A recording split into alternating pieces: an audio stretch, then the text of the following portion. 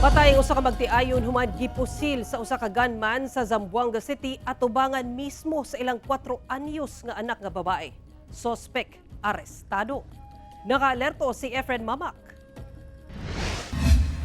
Gilayong gitagad sa otoridad kining duha ka patayng lawas kinsa biktima sa pagpamusil sa barangay Bualan, Zamboanga City pasado alas 8 sa buntag adlawng Miyerkules.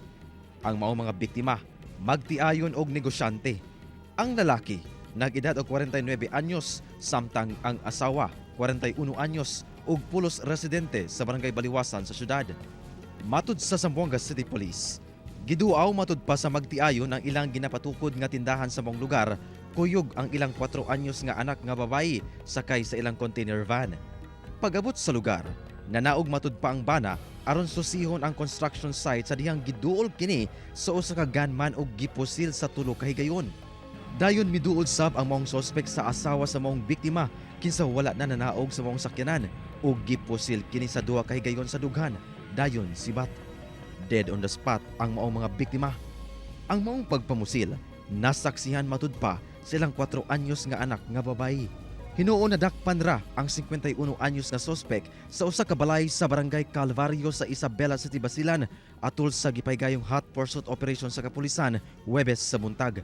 Mag-atubang og kasong murder ang sospek kinsa wala na mihatag og pahayag. Away sa yuta matud pa ang motibo sa pagpamusil. Lumalabas na about the land dispute.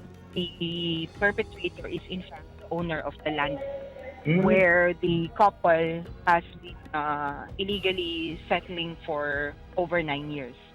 Posible sab ipaubos sa stress debriefing ang maong bata kinsa gikustodiya na sa kabanay sa mga biktima.